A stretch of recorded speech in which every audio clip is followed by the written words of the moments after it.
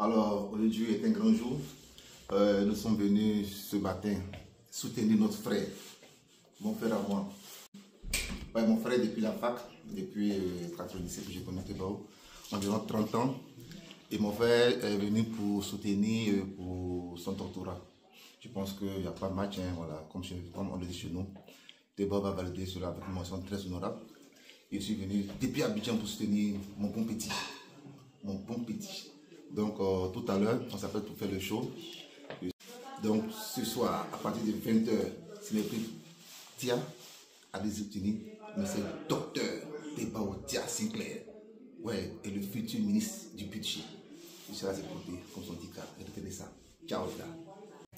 Bonjour famille, très heureux de me retrouver ici à Courbevoie dans le cadre d'un soutien inestimable que j'apporte à mon frère et ami Tebao Tia Sinclair, qui aujourd'hui, j'en suis convaincu, au soir de ce jour, deviendra donc docteur en économie. Alors, comme je le disais d'entrée de jeu, nous sommes là donc pour le soutenir, lui apporter notre soutien, lui apporter notre fraternité, notre amour, l'accompagner dans cette noble mission qu'il a décidé vraiment de mener, celle donc de devenir docteur d'État en économie. Alors, merci pour toutes ces personnes qui ont prié pour lui, merci pour sa famille, merci à ses amis, à sa famille, je voulais dire, merci à toutes ces personnes qui l'ont soutenu jusqu'à aujourd'hui. Je pense que Dieu est là, Dieu est amour, et avec Dieu, nous serons toujours devant. Il sera ce soir docteur. Merci.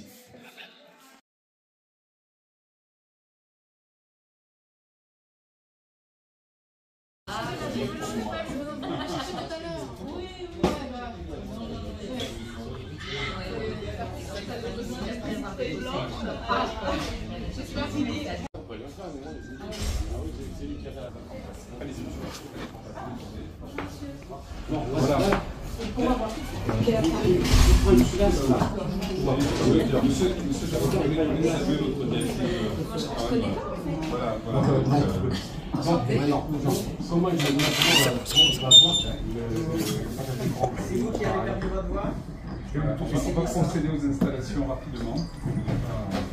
Alors c'est sur derrière la tête. Mais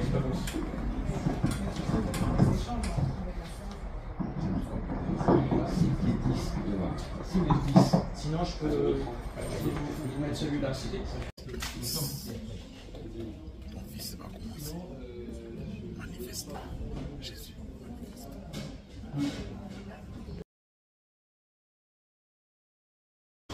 On va démarrer sans tarder. Alors, bonjour à toutes et à tous. Je me réjouis de... S'il vous plaît. Je me réjouis d'ouvrir cette soutenance. Je vais donner dans quelques instants la parole à Sinclair Tebao pour la défense de son travail intitulé Dette extérieure, investissement public et croissance inclusive en Côte d'Ivoire, une analyse sur le bilan. Voilà, vous avez la parole pour le démarrage de cette conférence. Monsieur le Président du jury, Mesdames et Messieurs les membres du jury, avant tout propos, je voudrais m'excuser pour la qualité de ma voix. Je tiens à exprimer ma gratitude à ma directrice de thèse, professeure Florence Aristoff, qui, malgré ses nombreuses occupations, a su diriger ce travail avec attention et rigueur. Également à l'ensemble de mes professeurs, à tous les cadres et à tous les condisciples. C'est avec humilité et reconnaissance que je me présente devant vous aujourd'hui pour vous exposer les résultats de ma recherche.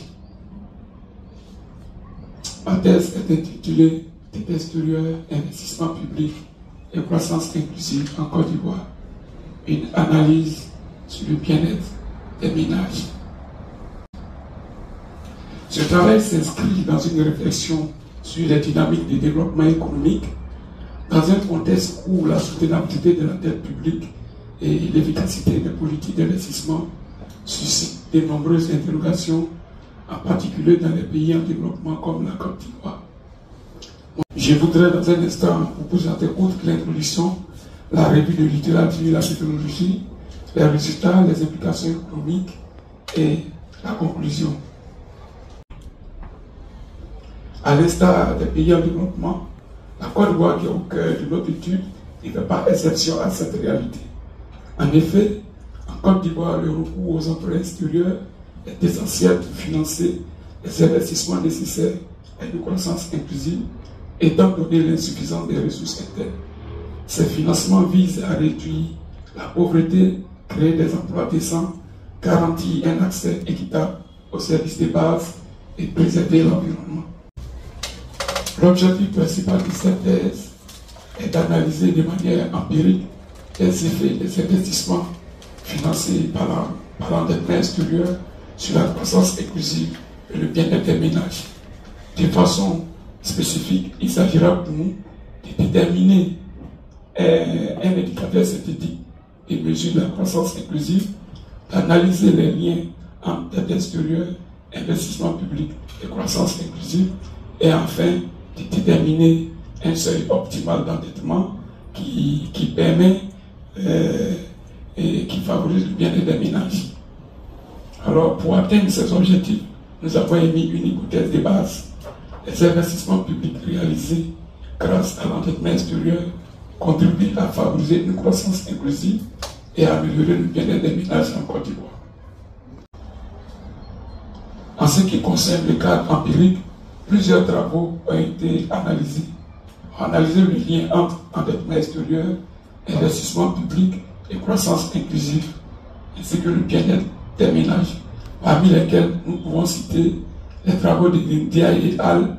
Qui ont été réalisés en 2020 et qui montrent que les investissements publics sectoriels, notamment dans le secteur de l'agriculture, dans le secteur de l'industrie, dans le secteur des administrations, plutôt des services marchands, contribuent à une croissance inclusive et à un meilleur bien-être des ménages au Sénégal.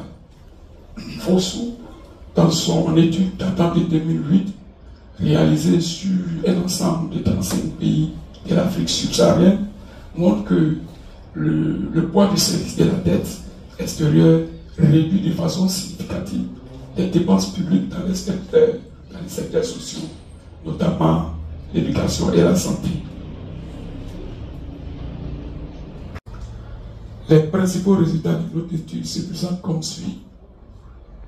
Le tableau 1 sur les coordonnées des variables avec les axes.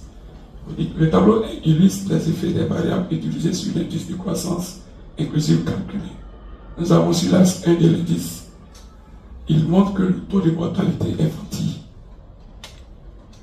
le taux de mortalité maternelle, le taux de chômage et de la faible consommation d'énergie renouvelable ont une influence négative sur la croissance inclusive. Également sur l'axe 2 de l'indice synthétique, cette tendance est confirmée, excepté les énergies renouvelables et le chômage. Ces deux axes représentent à eux seuls 80% de la composition de l'indice synthétique de croissance inclusive.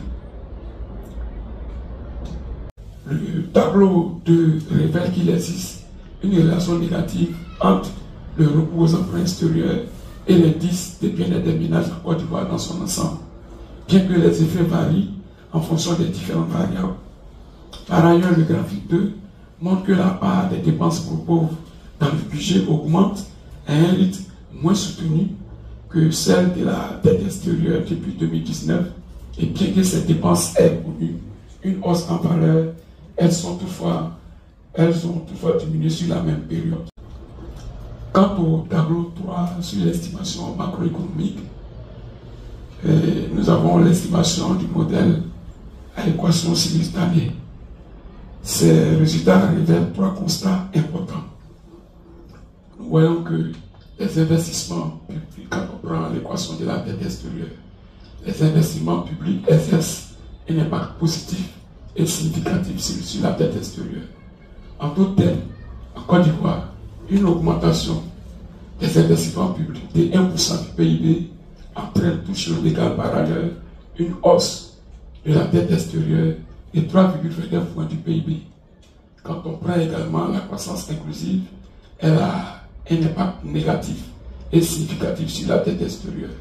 En d'autres termes, une augmentation de la croissance inclusive de 1% du PIB entraîne une baisse de 14,06 points du pourcentage de la dette extérieure.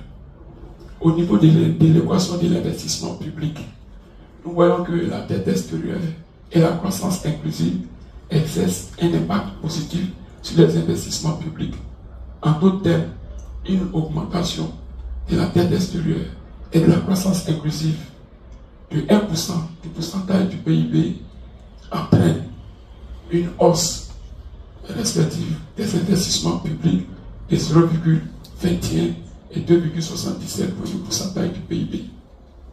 En ce qui concerne l'équation de la croissance inclusive, la dette extérieure et les investissements publics exercent un impact négatif sur la croissance inclusive. En d'autres termes, une augmentation de la dette extérieure et de la croissance inclusive et plutôt des investissements publics de 1% du PIB entraîne toutes choses égales par ailleurs et respectivement une baisse de la croissance inclusive de 0,06 points et de 0,15 points de pourcentage du PIB. Et aussi, il y a la variable croisée dette extérieure et investissement public qui exerce un impact positif et significatif sur la croissance inclusive. En d'autres termes, en Côte d'Ivoire, une hausse des investissements publics financés par la dette extérieure de 1% entraîne également une hausse de la croissance inclusive de 0,006 points.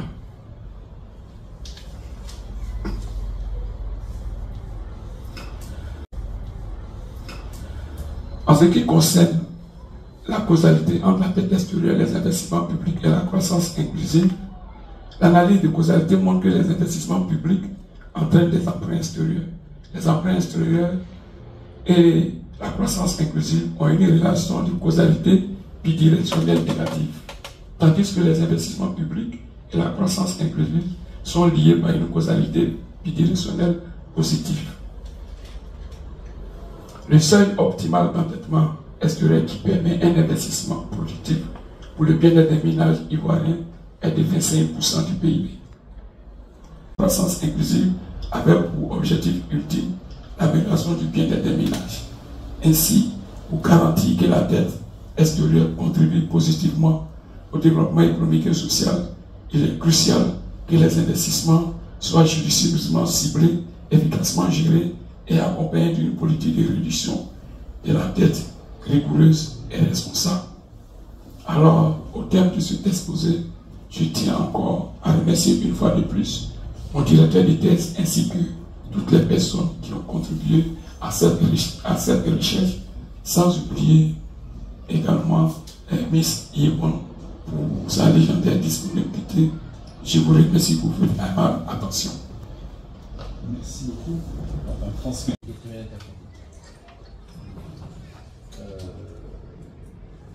J'aimerais dire aussi que j'ai senti en lisant votre travail que vous connaissiez bien, vous maîtrisez bien les outils que vous avez utilisés. J'aurais peut-être voulu avoir plus de détails sur la manière avec laquelle vous avez mené les travaux, mais quand même on a le sentiment que vous maîtrisez les outils et c'est très bien. Alors, je voudrais vous féliciter, vous avez démarré votre travail en 2023, on est en 2025, donc c'est quand même une échéance très rapide pour avoir bouclé cette IDPA. Donc bravo pour ça, bravo aussi pour votre travail en autonomie pendant toute la première période. Et puis ensuite, quand on a commencé à travailler ensemble, je pense que là vous avez pas mal progressé sur la partie technique. Et c'est surtout sur ces chapitres-là qu'on a beaucoup collaboré, notamment en raison du manque d'observation que vous aviez qui vous a contraint à faire des choix dans les variables explicatives. Et ce que soulevait Jean-François, M. Jacques sur les questions environnementales, mais effectivement vous aviez plus de variables sur ce sujet à l'origine, mais étant donné le trop faible degré de liberté, on a été contraint de se concentrer sur les variables clés qui vous intéressaient le plus, en gardant la corruption quand même, parce qu'effectivement vous aviez bien en tête que c'était un élément très très important. Alors moi j'ai beaucoup aimé vous lire, j'ai beaucoup aimé votre revue de la littérature qui est relativement exhaustive. J'ai beaucoup aimé aussi votre contextualisation. Il me semble, alors effectivement c'est votre pays et vous aviez un accès à l'information particulier sur la Côte d'Ivoire, mais c'était un pays très intéressant pour votre sujet, à la fois en termes de ce que ce pays représente dans la région, hein, ce poids lourd régional en termes de PIB, mais aussi toute cette diversification des exportations, cette transformation de l'industrie ivoirienne, qui est, pour le coup, vous avez un pays très en avance à cet égard. Et puis, en même temps, les questions de dette, de réduction de la pauvreté, mais d'accroissement des inégalités, d'augmentation de l'éducation, tout ça, on faisait un terrain d'étude pour ce qui est de la croissance inclusive et du rôle des investissements et de la dette, très intéressant. Je trouve effectivement, je rejoins les commentaires que vous avez reçus sur la qualité de votre écriture. Le document est très très bien écrit, je trouve très bien documenté, et pour ça, c'était vraiment un plaisir. Bon, je ne sais pas si c'est mon rôle de poser des questions, donc je ne pense pas que je vais en poser beaucoup, peut-être juste une. Effectivement, je rejoins ce que vous avez dit.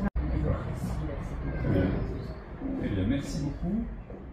Alors, on va aborder maintenant l'avant-dernière partie de cette soutenance. La dernière partie est tout à fait réjouissance. Et donc, voilà, le jury va délibérer. Et pour ce faire, nous restons dans la salle. Nous allons vous demander, ainsi qu'à l'assistance, de vous retirer. Et nous vous rappellerons pour proclamer la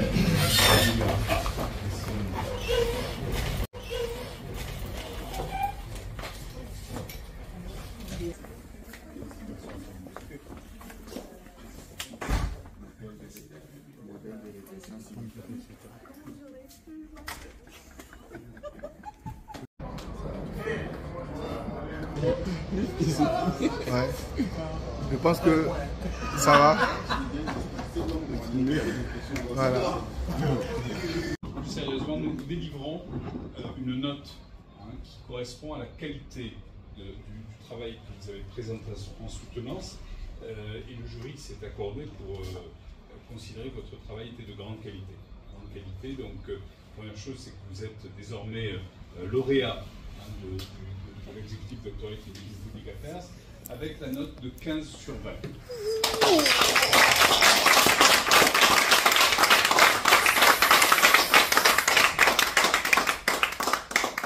Voilà. Félicitations en notre nom à toutes et tous. Encore une fois, remercie. Voilà. Descends un peu. Descends, voilà.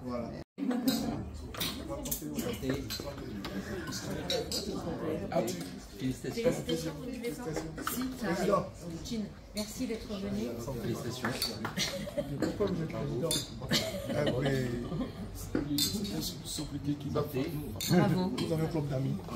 Un club d'amis. Et j'ai été désigné le président. Je voudrais vous présenter le directeur du contrôle financier. C'est vous qui luttez contre les corruptions. Bravo, félicitations. Merci lui-même, mais est-ce ici qui travaille sur sa tête? D'accord. Il est plus ancien que moi. À quoi que c'est nos occupations. Donc, oui, être là l'année prochaine. J'ai promis qu'en décembre, je vais Bon, très bien. On vous encourage. Merci beaucoup. Merci beaucoup. Merci. Mais moi, je suis plus ancien que lui. Mais Il y a combien de diapos? je suis très occupé. Mais son thème, il est très intéressant. Il a bien dit qu'on travaille ensemble, puisque nous, de notre position, en tout cas, j'échange beaucoup avec lui sur